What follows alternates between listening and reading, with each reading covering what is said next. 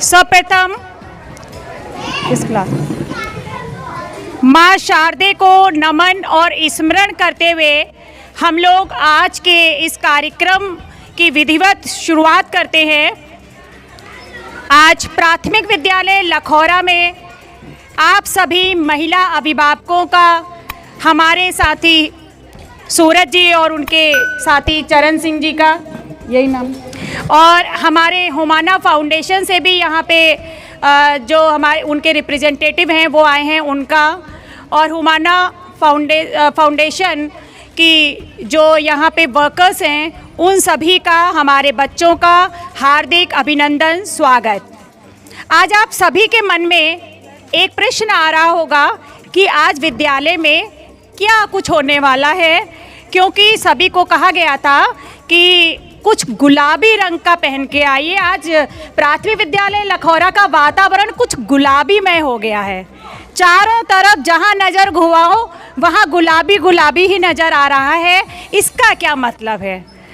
तो आज मैं आप सबको बताना चाहती हूं कि आज अंतर्राष्ट्रीय जो महिला दिवस है वो सप्ताह मनाया जा रहा था। आज उसका आखिरी सप्ताह का आखिरी दिन है और मिशन शक्ति के तहत आज हमें अपने को साबित करना है, महिलाओं को, और महिलाओं की जो शक्ति का प्रतीक है वो गुलाबी रंग उन्हें दिया गया है। प्रतीकात्मक रंग महिला शक्ति को जो प्रदर्शित करता है वो है पिंक कलर। पिंक कलर यानी कि गुलाबी रंग।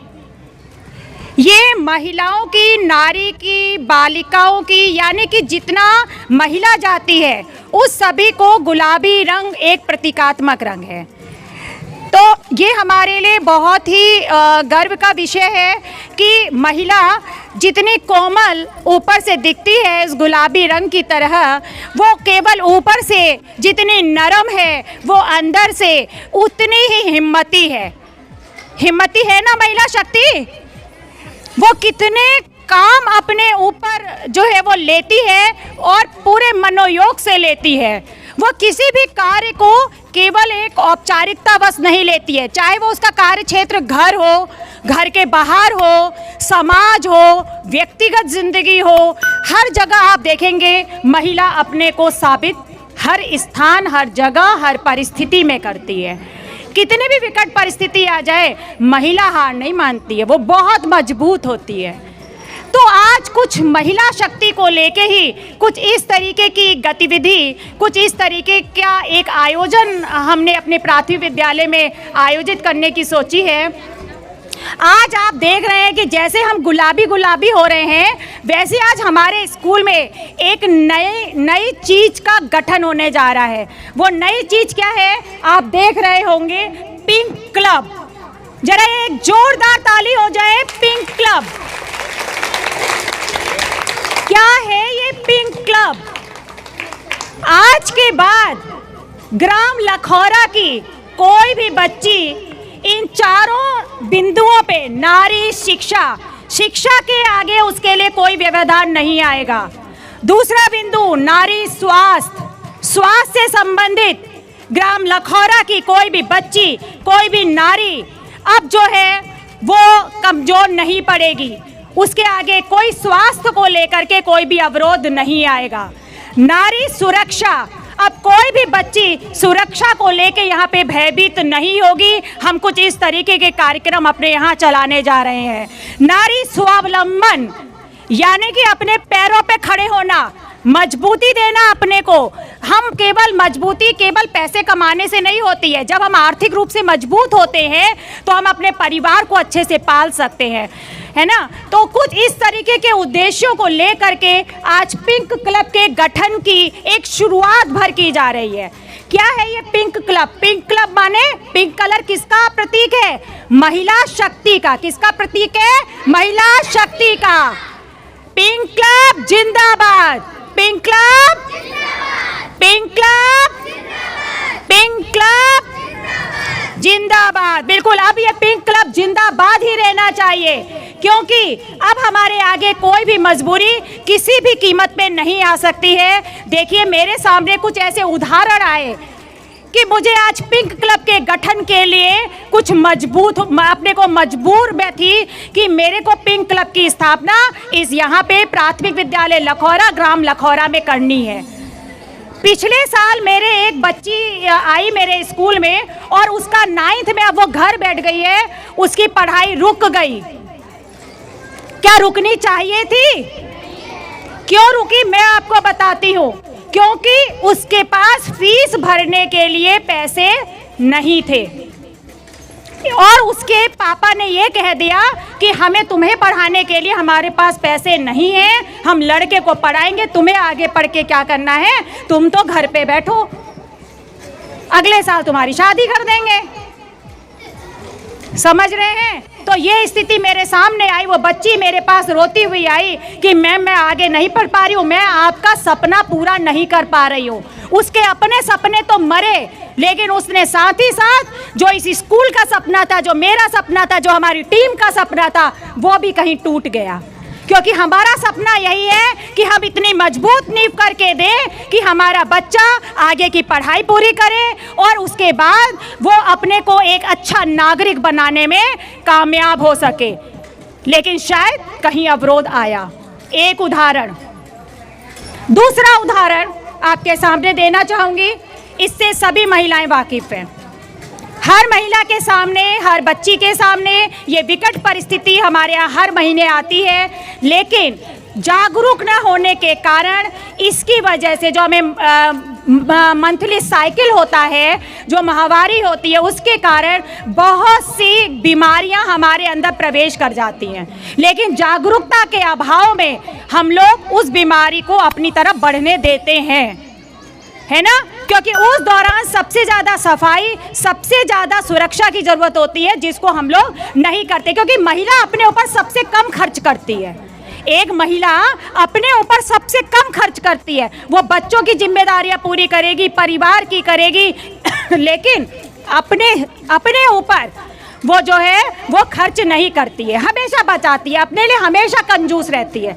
लेकिन उसे ये नहीं पता उसकी ये कंजूसी उसके स्वास्थ्य पर कितनी भारी पड़ने वाली है।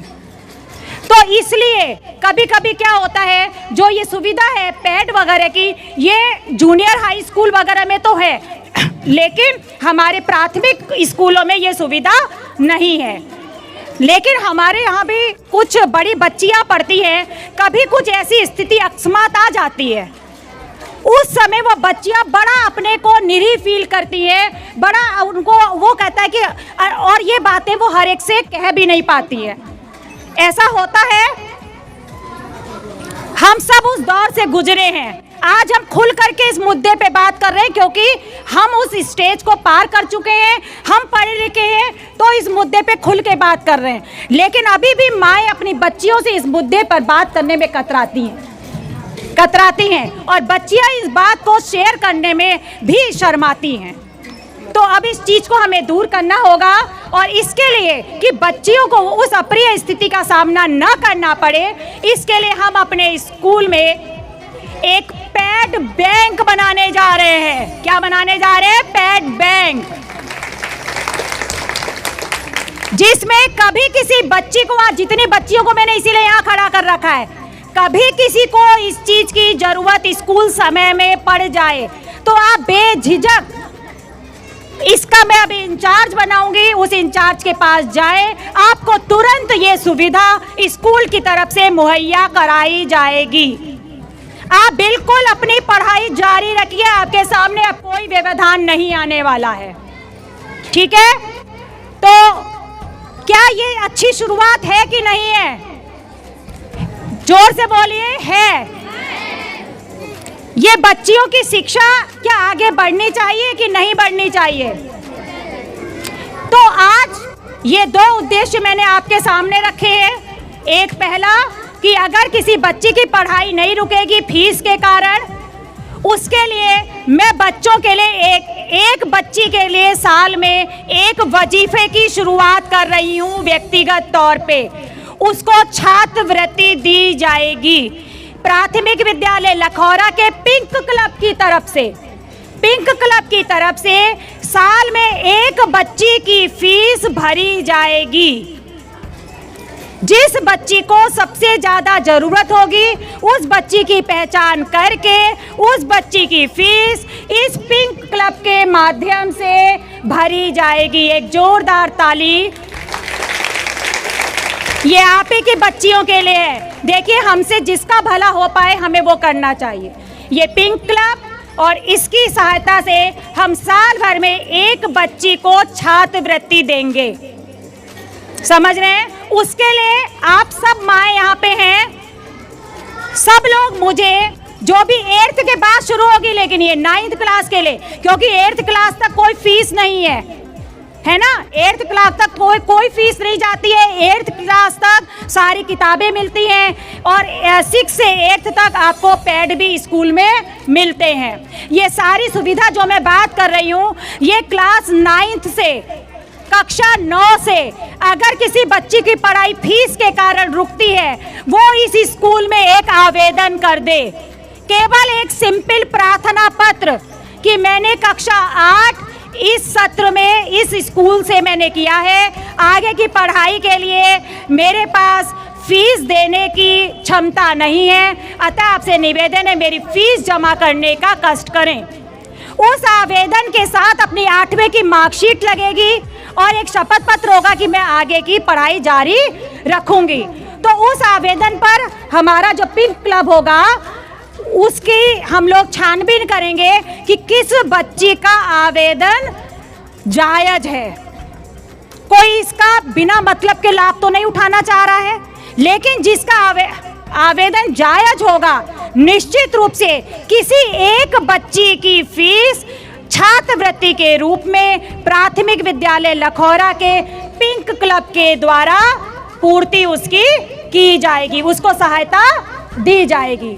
किसके द्वारा? कौन से क्लब के द्वारा? कौन सा club? Pink club. Pink club जिंदाबाद। Pink club